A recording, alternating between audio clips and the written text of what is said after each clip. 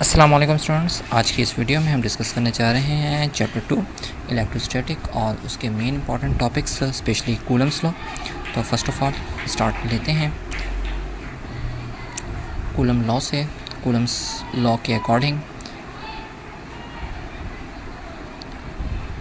Coulomb's law की जब बात होती है तो यहाँ पर इसकी स्टेटमेंट कुछ ऐसी है कि इलेक्ट्रोस्टैटिक रिपल्शन और attraction force between 2 point charges, अगर 2 पॉइंट चार्जेस हैं for example Q1 and Q2, इनके दरमियान जो अट्रैक्शन की फ़ोर्स होगी या रिपल्शन की फ़ोर्स होगी वो डायरेक्टली प्रोपोर्शन होगी, यानी उसका रिलेशन डायरेक्टली होगा to the product of the magnitude of charges. ठीक है, उस फोर्स का यानी फोर्स का रिलेशन डायरेक्ट होगा दोनों चार्जेस के प्रोडक्ट के, Q1 और Q2 के प्रोडक्ट के। एंड अच्छा magnitude of the charges and inversely proportion, और उसी फोर्स का जो रिलेशन होगा वो इन्वर्स प्रोपोर्शन होगा to the square of the distance between them, दोनों चार्जेस के दरमियान जो डिस्टेंस है उसके इन्वर्स के। तो हमारे पास दोनों चार्जेस के दरमियान डिस्टेंस क्या है, वो है हमने R से इंडिकेट कर रखा है, R के स्क्वायर के इन्वर्सली प्रोपोर्शन होगा। यानी हमारे पास अगर फोर्स इंक्रीज़ होती है तो डिस्टेंस डिक्रीज़ हुआ होगा स्क्वायर क्वांटिटी में। ठीक है जी, इसी तरीके से डिस्टेंस अगर इंक्रीज़ होता है दोनों चार्जेस के दरमियान दैन फोर्स डिक्रीज़ हो जाएगी।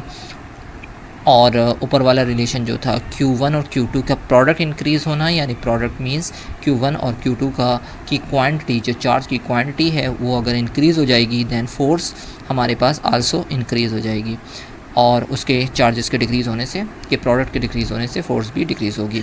अच्छा, इन्हीं दोनों बातों को कंबाइन कर हमारे पास force directly to Q1 Q2 upon R square हो गया।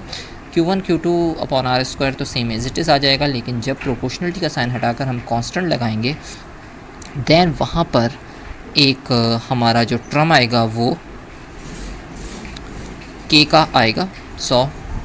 उसकी जगह हमें K को पुट कर देना है, और K is constant of for Coulomb's law only.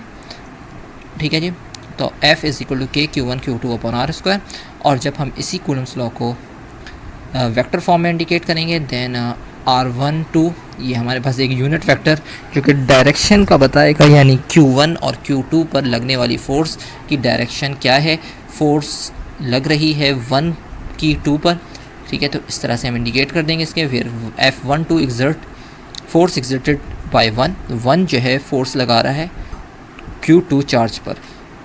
R12 ये यूनिट वेक्टर है along the line joining of the charge, कि जो है ये चार्ज एक दूसरे पर किस लाइन में रखे हुए हैं उस लाइन को इंडिकेट करेगा, उसकी डायरेक्शन को इंडिकेट करेगा। Where the value of K is equal to 1/4 pi epsilon naught, जो कि कांस्टेंट वैल्यू है, और 9 एक्सपोनेंट 9 इसके हमारे पास न्यूमेरिकल वैल्यू है। न्यूटन मीटर स्क्वायर पर कूलम स्क्वायर इसका यूनिट है। तो ओवरऑल अगर हम कूलम्स लॉ को देखें तो F is equal to 1/4 pi epsilon naught into Q1 Q2 upon R square, और हमारे पास एक यूनिट वेक्टर R के फॉर्म में इंडिकेट किया जाएगा। आई होप कि आपको कूलम लॉ क्लियर होगी। Thanks for watching this video. अस्सलाम वालेकुम।